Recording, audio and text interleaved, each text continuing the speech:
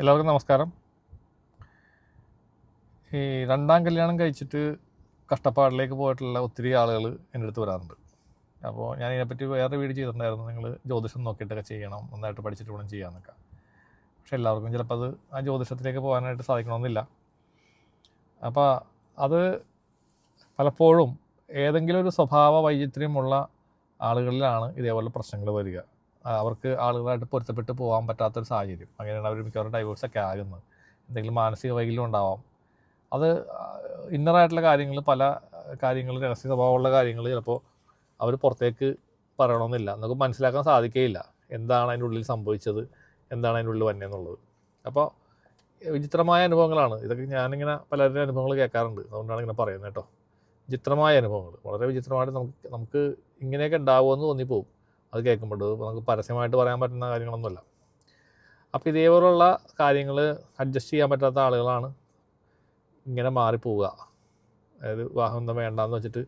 കാരണം മലയാളികൾക്കൊരു സ്വഭാവമുണ്ട്, പരമാവധി അവർ നോക്കും പിടിച്ചേക്കാനായിട്ട്, മാക്സിമം അത് ടോളറേറ്റ് ചെയ്ത്. പ്രത്യേകിച്ച് സ്ത്രീകൾ മാക്സിമം അത് ഉന്തിത്തള്ളി കൊണ്ടുപോകാനായിട്ട് ശ്രമിക്കും. പക്ഷേ തീരെ പറ്റാണ്ടാകുമ്പോഴാണ് അവർ ഡിവോഴ്സിലേക്ക് പോവുക. അത് ഇപ്പോഴത്തെ ജനറേഷന് അത്രയും ക്ഷമയൊന്നുമില്ല. അവർ പെട്ടെന്ന് തന്നെ തീരുമാനങ്ങൾ എടുക്കുന്ന ആൾക്കാരാണ്.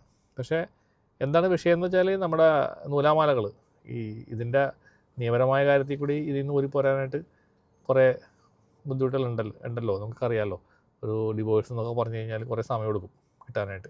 എന്തെങ്കിലും തടസ്സങ്ങൾ, ചിലപ്പോൾ സാമ്പത്തികമായ കാര്യങ്ങൾ നമുക്ക് കിട്ടാനുള്ളതൊക്കെ ഉണ്ടെങ്കിൽ അത് തടസ്സങ്ങളുണ്ടെങ്കിൽ നീണ്ടുപോകും. അതിൽ ഒബ്ജക്ഷൻ ഉണ്ടെങ്കിൽ നീണ്ടുപോകും. അപ്പോൾ കോടതിയായിട്ട് ബന്ധപ്പെട്ട കാര്യങ്ങളാണ്, അതിനെപ്പറ്റി കൂടുതൽ പറയാൻ ഞാൻ ആഗ്രഹിക്കുന്നില്ല. അപ്പോൾ ഇത്തരം കാര്യങ്ങളാണ്. അപ്പോൾ ഇപ്പോഴത്തെ പുതിയ ട്രെൻഡ് എന്ന് പറഞ്ഞാൽ കുട്ടികൾക്ക് പലർക്കും ലിവിങ് ടുഗദർ സ്റ്റൈലിലേക്ക് പോകുന്ന അവസ്ഥയാണ് കാണുന്നത്. കാരണം ഇത്തരം കാര്യങ്ങളെ പറ്റിയൊക്കെ എല്ലാവർക്കും അറിയാം. അപ്പോൾ കല്യാണം കഴിക്കാതെ, നിയമത്തിൻ്റെ കുടുക്കിൽപ്പെടാതെ, എപ്പോൾ വേണമെങ്കിലും ഒഴിഞ്ഞു പോകാവുന്ന രീതിയിൽ, മാറിപ്പോകാവുന്ന രീതിയിലൊക്കെയാണ് ഇപ്പോഴത്തെ പിള്ളേർ ചിന്തിക്കുന്നത്. തെറ്റ് പറയാൻ പറ്റില്ല, കാരണം ഇന്നത്തെ സാഹചര്യം അതാണ്. നിയമങ്ങളും കാര്യങ്ങളൊന്നും ഫാസ്റ്റല്ല, വളരെ സ്ലോ ആയിട്ടാണ് കാര്യങ്ങൾ പോകുന്നത്.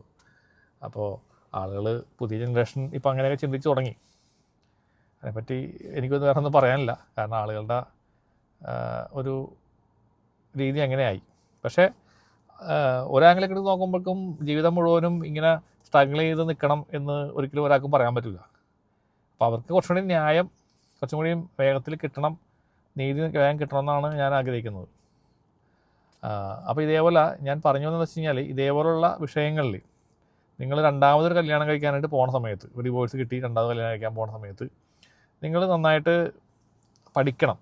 ആ വ്യക്തിയെ നന്നായിട്ട് പഠിച്ച് പരസ്പരം അങ്ങോട്ടും മനസ്സിലാക്കണം. എന്തെങ്കിലും അവർക്ക് മെൻ്റൽ ഡിസോർഡർ ഉണ്ടോ, അല്ലെങ്കിൽ വേറെ എന്തെങ്കിലും ഒരു മാനിയ ഉണ്ടോ, അല്ലെങ്കിൽ അവർക്ക് വേറെ എന്തെങ്കിലും അതേപോലുള്ള നിങ്ങൾക്ക് പറ്റാത്ത എന്തെങ്കിലും കാര്യങ്ങൾ, ചിലപ്പോൾ വളരെ വളരെ ഇമ്പോർട്ടൻ്റ് ആയിട്ടുള്ള ചില കാര്യങ്ങളായിരിക്കും. അത്തരം വിഷയങ്ങൾ അവർക്കുണ്ടോ എന്നുള്ളത് നിങ്ങൾ നല്ലോണം പരിശോധിക്കണം. എന്നിട്ട് വേണം വിവാഹത്തിലേക്ക് പോകാൻ പാടുള്ളൂ. ചാടിക്കയറി വിവാഹം കഴിച്ചു കഴിഞ്ഞാൽ പല പല വിഷയങ്ങളുണ്ട്. ഇപ്പോൾ ഞാനൊരു നേരത്തെ ഒരു കേസ് കൈകാര്യം ചെയ്തതിൽ ഇതുപോലെ രണ്ടുപേരും ഡിവോഴ്സായിട്ട് രണ്ടാമത് വീണ്ടും കല്യാണം കഴിച്ച ആൾക്കാരാണ്. പക്ഷേ അവിടെ പ്രശ്നം എന്ന് പറഞ്ഞാൽ, ആദ്യത്തെ കല്യാണത്തിനുള്ള ആ സ്ത്രീ, പുരുഷൻ്റെ, അവർക്ക് ഈ രണ്ടാമത് കല്യാണം കഴിച്ചത് അവർക്ക് അത്ര അങ്ങോട്ട് ഇഷ്ടപ്പെട്ടില്ല. അവർ വേറെ കല്യാണം കഴിച്ച് പോവുകയും ചെയ്തു. പക്ഷേ ഇവർ ബ്ലാക്ക് മാജിക് ചെയ്തുകൊണ്ടിരിക്കുകയാണ്. കാരണം കുട്ടികളുണ്ട്. അപ്പോൾ അതിൻ്റെ ബേസ് ചെയ്തിട്ടുള്ള രീതിയിൽ കൂടി ഇവർക്ക് ഉപദ്രവങ്ങൾ ഉണ്ടായിക്കൊണ്ടിരിക്കുകയാണ്. രണ്ടാമത് കല്യാണം കഴിച്ച സ്ത്രീ, മീൻസ് ആദ്യത്തെ അയാളുടെ ഭാര്യ, പുതിയ ഭാര്യയ്ക്കെതിരായിട്ട് ചെയ്തുകൊണ്ടിരിക്കുന്നു. അപ്പോൾ ഇത് നമുക്കൊന്നും ചെയ്യാൻ പറ്റില്ല. കാരണം ഒരാൾ ചെയ്യാൻ തുനിഞ്ഞിറങ്ങിക്കഴിഞ്ഞാൽ വേറെ വിഷയമൊന്നുമില്ല, അത് പ്രകൃതിയുടെ ഒരു നിയമമാണ്. പക്ഷേ എന്നിരുന്നാലും ഇത്തരം വിഷയങ്ങളിൽ നമ്മളെ കൂടെ പറ്റുന്ന രീതിയിൽ, മുഴുവൻ കാര്യങ്ങളൊന്നും ആർക്കും മനസ്സിലാക്കാനോ പഠിക്കാനോ പറ്റുമൊന്നുമില്ല, പറ്റുന്ന രീതിയിൽ നമ്മൾ അതിനെപ്പറ്റി മാക്സിമം അന്വേഷണം നടത്തി പഠിച്ച് മനസ്സിലാക്കിയിട്ട് മാത്രം നിങ്ങൾ രണ്ടാമത് കല്യാണത്തിലേക്ക് പോവുക. എങ്കിൽ നിങ്ങൾക്ക് വീണ്ടും വിഷമിക്കേണ്ടി വരില്ല എന്നുള്ളതാണ് എൻ്റെ ഒരു അഭിപ്രായം. അതിന് കഴിവും അറിവും ഒക്കെ ഉള്ള നല്ലൊരു ജോത്സ്യൻ്റെ സഹായം കൂടി നിങ്ങൾ എടുക്കുകയാണെങ്കിൽ കുറച്ചുകൂടി നന്നായിരിക്കും. നല്ല അറിവുള്ള ഒരാൾ, അവരുടെ അടുത്ത് പോയിട്ട് ഇതിനെപ്പറ്റി നല്ലോണം മനസ്സിലാക്കി, ഇനി ആ സമയങ്ങൾ, രണ്ടാമത് കല്യാണം കഴിക്കുമ്പോൾ ഏത് സമയത്താണ് നിങ്ങൾ കല്യാണം കഴിക്കുന്നത് കൂടി നോക്കണം. ചിലപ്പോൾ മോശപ്പെട്ട സമയത്താണ് എന്നുണ്ടെങ്കിൽ നിങ്ങൾക്ക് അങ്ങനത്തെ ഒരു ബന്ധമായിരിക്കും കിട്ടുക. പക്ഷേ അതൊന്നും കൂടി നിങ്ങൾ വെയിറ്റ് ചെയ്യണമെന്നുണ്ടെങ്കിൽ ചിലപ്പോൾ അതിനേക്കാളും നല്ലൊരു ബന്ധത്തിലേക്ക് നിങ്ങൾക്ക് പോകാനായിട്ട് സാധിക്കും. ഇതാണ് എൻ്റെ ഒരു അറിവാണിത് ഞാൻ ഷെയർ ചെയ്യുന്നത്. എല്ലാവർക്കും നന്മ വരട്ടെ. നന്ദി, നമസ്കാരം.